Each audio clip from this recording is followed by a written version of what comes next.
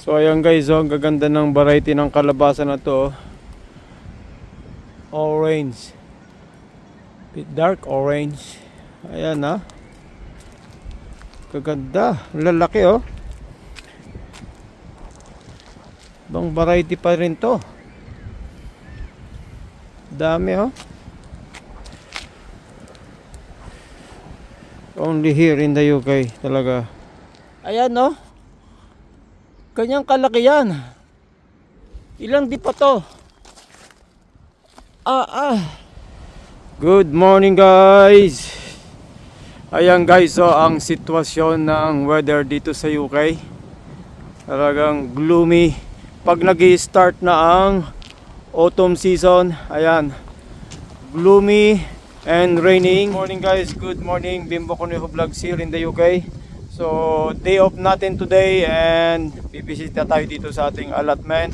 And also ipapakita din natin sa inyo guys yung giant pumpkins here in the UK. Talagang first time ko nakakita ng giant pumpkins. Eh nung isang araw nga na post natin yon sa ating Facebook page, ang dami talagang nag-react. So ngayon makikita na natin. Hindi to sa akin ha, hindi to sa akin, sa neighbor natin.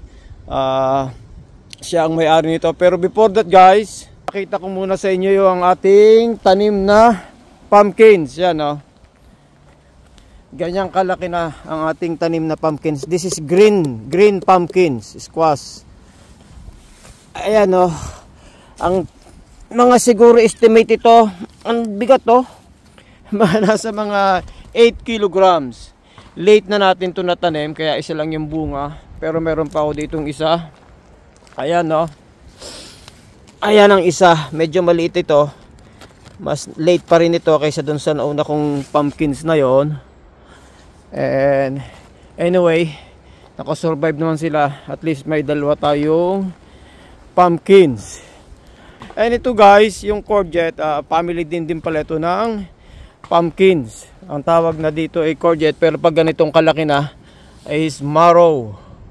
They said, yan o, pinapagulangan natin. Yan, yan.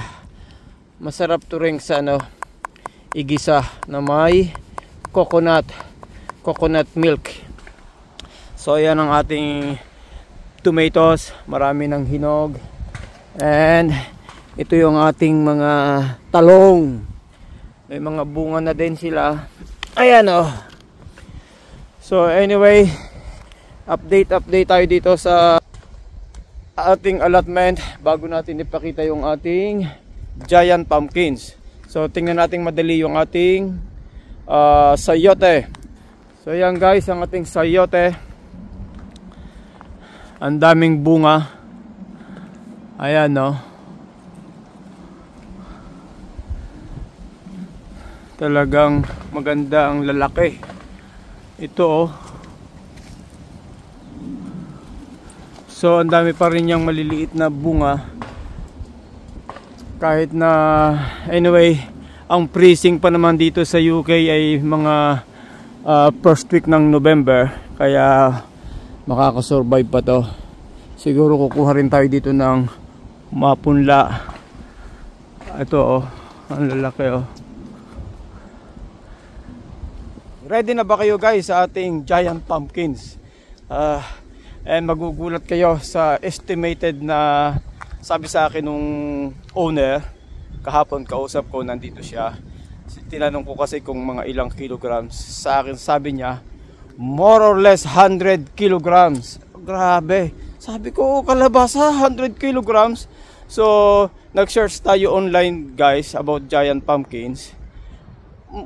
Commonly weighing pala yan, nag-i-start from 68 kilograms hanggang sa 910 kilograms. Grabe kalabasa, ganun kabibigat. Ito yung kanyang pumpkins, iba-iba tong variety. Ayan oh. Ito yung maliit, yung baby na giant pumpkins. Yan oh.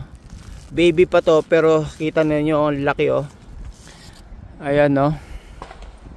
So dito sa side na to, ito kung tawagin, sabi niya marrow daw ang tawag dito, pero kalabasa rin to eh.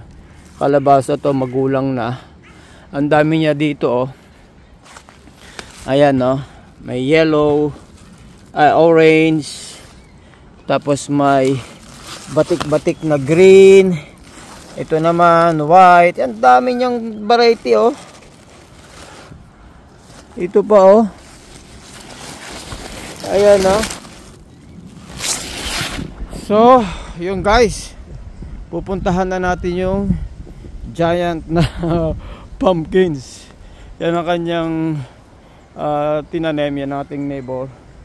So, dito tayo dadaan. Sayang yung kanyang kanyang runner beans yan, no? Na siguro windy kasi yesterday, bumagsak. Ayan, oh, ganyan to yan, oh.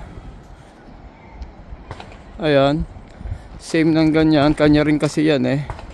Pero ang daming bunga nito, oh. Ayan. Sayang.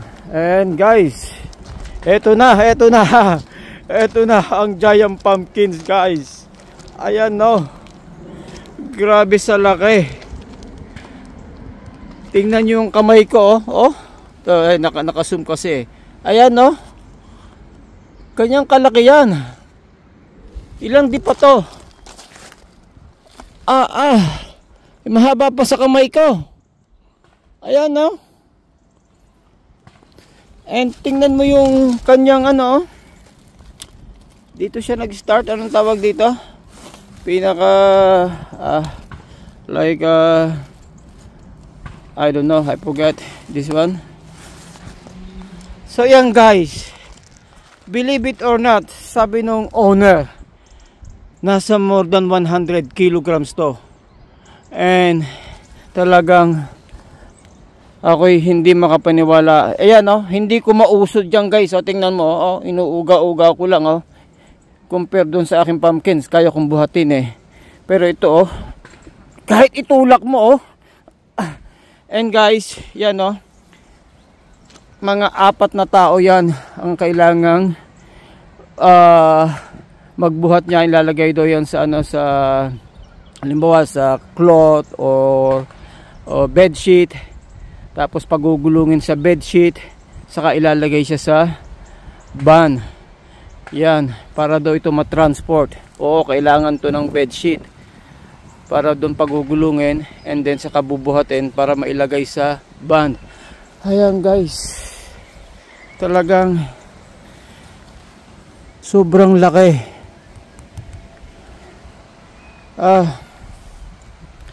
And guys, sabi sa akin ng owner, ganito pala dito, ibibigay niya to sa club dito sa UK, yung malapit na club dito sa amin. And then yung club ang bahalang mag-donate sa school, kasi sa school ni Shania. And then yun nga, papakain sa mga bata during lunch, squash pumpkin soups. So good idea, kaysa nga naman masayang.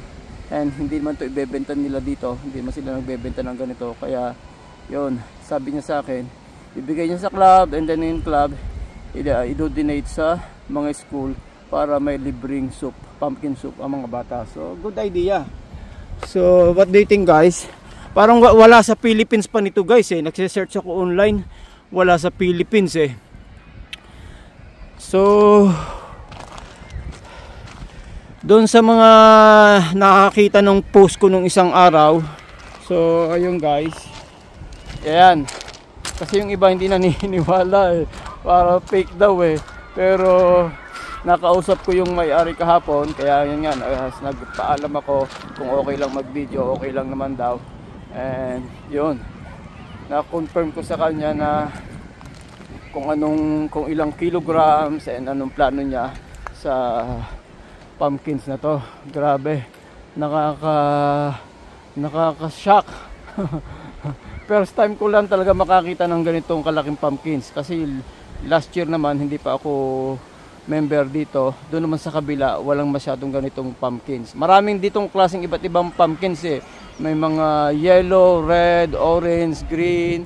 Ang dami nila ditong pumpkins. May mga maliliit, yun nga, may mga pahaba pa, may mga batik-batik na green.